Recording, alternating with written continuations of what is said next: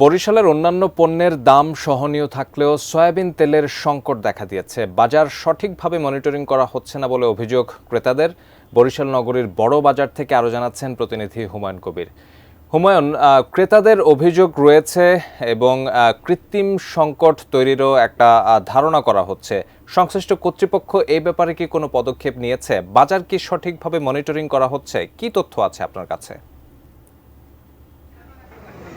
আসলে আপনি যেমনটি বলছিলেন যে বরিশালের যে রমজানকে সামনে রেখে অন্যান্য জিনিসের দাম স্থিতিশীল এবং স্বল্পই থাকলেও বিশেষ করে মানুষ কেনাকাটা করে। এখানে আমি দেখতে পাচ্ছি যে ফলের দামটা অনেক বৃদ্ধি পেয়েছে। খেজুর, মালটা এবং আপেলের দাম অনেক বৃদ্ধি পেয়েছে এবং একই সাথে এখানে যে শসা, বেগুন, যে বেগুন ছিল কয়েকদিন আগে 40 টাকা, সেই বেগুন আজকের এই 80 টাকা। আমি রয়েছি বরিশাল নগরীর বড় বাজারে।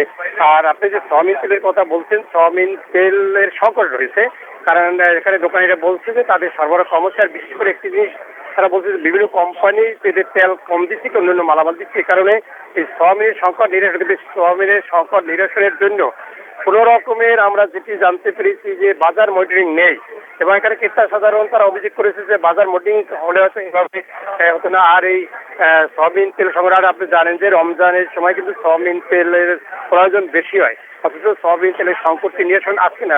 সয়াবিন তেলের সংকট আমরা দীর্ঘদিন যাবৎ দেখতে পাচ্ছি, কিন্তু সেটি নিরসনের কোনো পদক্ষেপ নেওয়া হচ্ছে না। আর এই যে রমজানকে সামনে রেখে যে গরুর গোশতের দাম 800 টাকা বিক্রি করছে, অথচ কয়েকদিন আগেও ছিল 750 টাকা। দেশি মুরগি ছিল 550 টাকা, সেটি 600 টাকা বিক্রি হচ্ছে। আর মাছের বাজার তো আগুন। মাছের বাজারটা কথা বলাই যাবে না, কারণ মাছ পাওয়া যাচ্ছে না, মাছ খুব কম পাওয়া যাচ্ছে।